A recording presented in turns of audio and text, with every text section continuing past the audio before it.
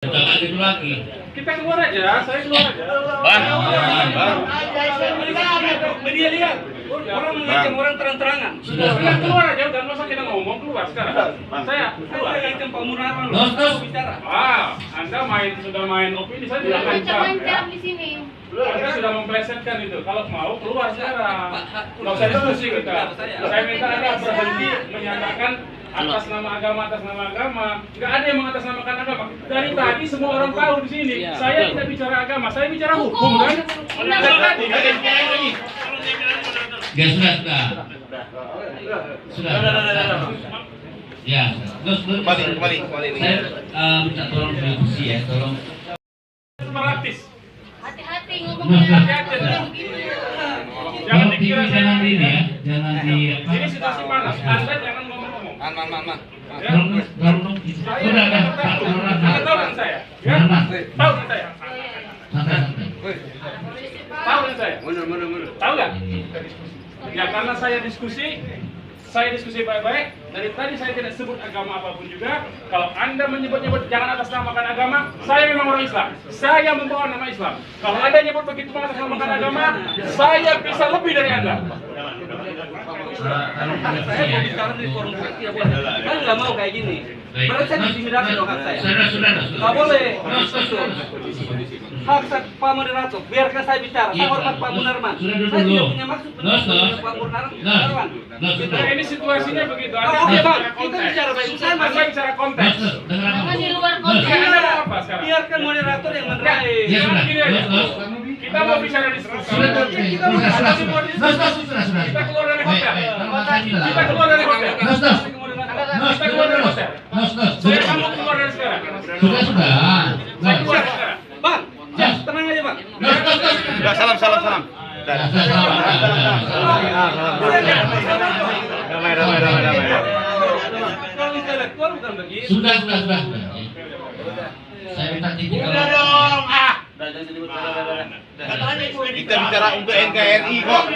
Dia mau lepas dari Sudah. Nggak usah pelototan deh. Sudah jangan itu lagi.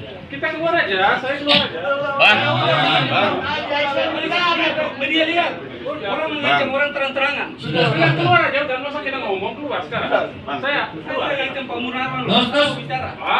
Anda sudah main opini, saya tidak ancam. Ancam di sini. Anda sudah memplesetkan itu. Kalau mau keluar sekarang. Nggak usah diskusi kita. Saya minta Anda berhenti menyatakan atas nama agama. Nggak ada yang mengatasnamakan agama. Dari tadi semua orang tahu di sini. Saya tidak bicara agama, saya bicara hukum kan. Ya sudah. Ya, terus Kembali. saya minta tolong diskusi ya, tolong. Ketiga, kemudian ada fitnah. Katanya ini aksi makar. Ini semua dalam rangka penggembosan. Kemudian ada fatwa depan presiden dari seorang kiai, pimpinan ormas Islam besar, mengatakan sholat Jumat di jalan tidak sah. Ini semua, saudara, untuk penggembosan. Nah, jadi ini penggembosannya dahsyat. Bahkan ada helikopter diturunkan di Bakahuni, itu untuk menghalangi mobil tidak masuk ke pelabuhan. Supaya tidak bisa nyebrang, yaitu ke Merak. Sampai pilotnya tentara yang bawa itu pesawat nangis di pintu pesawat. Kenapa dia nangis? Karena umat desak supaya kapal disingkirkan. Dia nangis di satu sisi, dia ingin bersama rakyat. Di sisi lain, dia ditekan atasan. Ini kejadian di mana-mana. Nah, belum lagi yang dari Sumatera Barat. Jadi begitu mereka datang dengan puluhan bis, itu sudah dijegat di jalan, ya dirazia, diturunkan. Kemudian ada jembatan yang sebetulnya nggak rusak. Tahu-tahu dia taruh beko di sana, katanya lagi betulin jembatan supaya orang nggak liwat. Itu sampai 6 jam ditahan. Nah, jadi di mana-mana digembosi. Di mana-mana digembosi. Jadi kalau kita pakai hitungan logika, maaf. Kalau kita pakai hitungan logika, mestinya aksi 212 itu gagal. Gagal. Artinya gagal, ya kempes. Jangankan untuk berlipat ganda, untuk menyaingi aksi bela Islam 2 atau 1 saja nggak bisa. Nah, tapi setelah itu apalagi yang terjadi? Nggak sampai di situ. Pernyataan-pernyataan, yaitu pimpinan-pimpinan keamanan di televisi yang begitu keras. Sampai kelihatan tegang, ini negara kayak mau perang, saudara. Nggak sampai di situ aja. Sejumlah tokoh, kiai, habaib didatangi, dibujuk supaya tidak hadir di aksi bela Islam ketiga. Ini semua dalam rangka penggembosan. Habis-habisan penggembosan, saudara. Tapi alhamdulillah setelah kita lakukan komunikasi-komunikasi, dialog-dialog, diskusi-diskusi, akhirnya kita terima keinginan pemerintah untuk digelar di Monas, tapi dengan syarat-syarat yang kita minta. Jadi mereka minta 1, sholatnya di Monas. Kita setuju, tapi kita minta 10. Loh 10 apa saja? Kita minta semua pintu Monas dibuka, tidak boleh ada yang ditutup. Kemudian yang kedua, kita minta harus ada pintu-pintu tambahan. Pagar-pagar harus dibongkar yang ada di Monas. Supaya tidak terjadi penyempitan jalan. Jadi, apa sih sulitnya pagar-pagar itu bawa tukang las bongkar-bongkarin.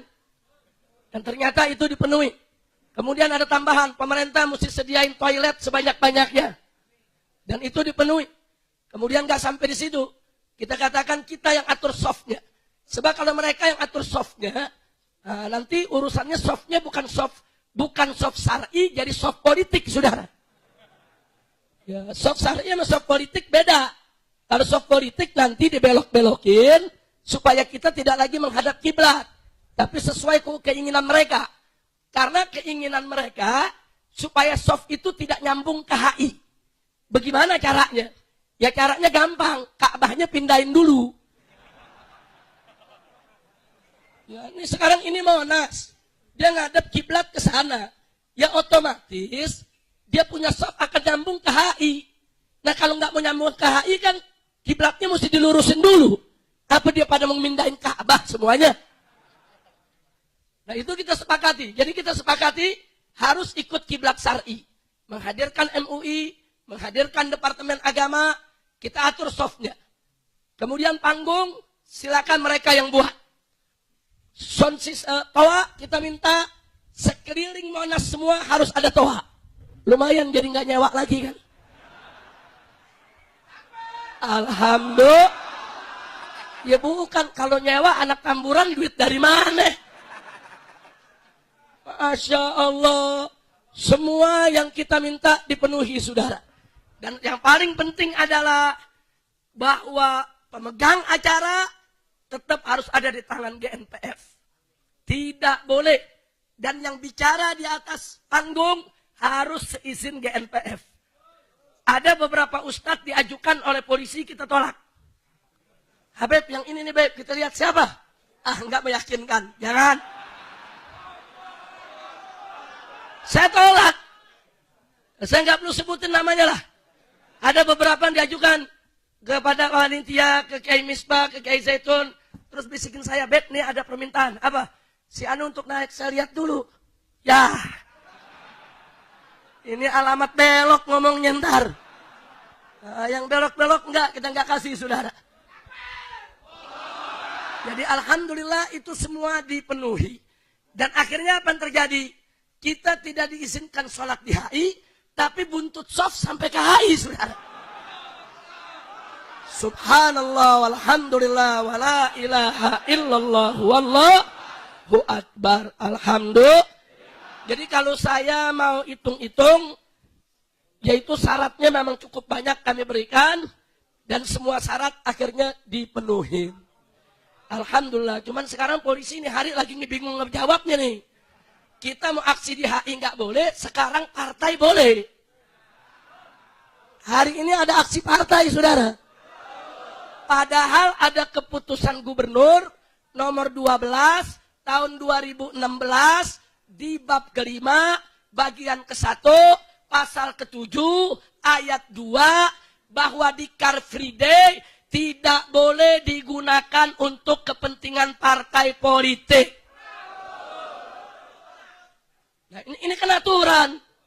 Dia yang buat aturan, dia yang langgar. Kalau kita nggak boleh langgar aturan, kalau dia boleh. Luar biasa ini negara, ngawur tidak?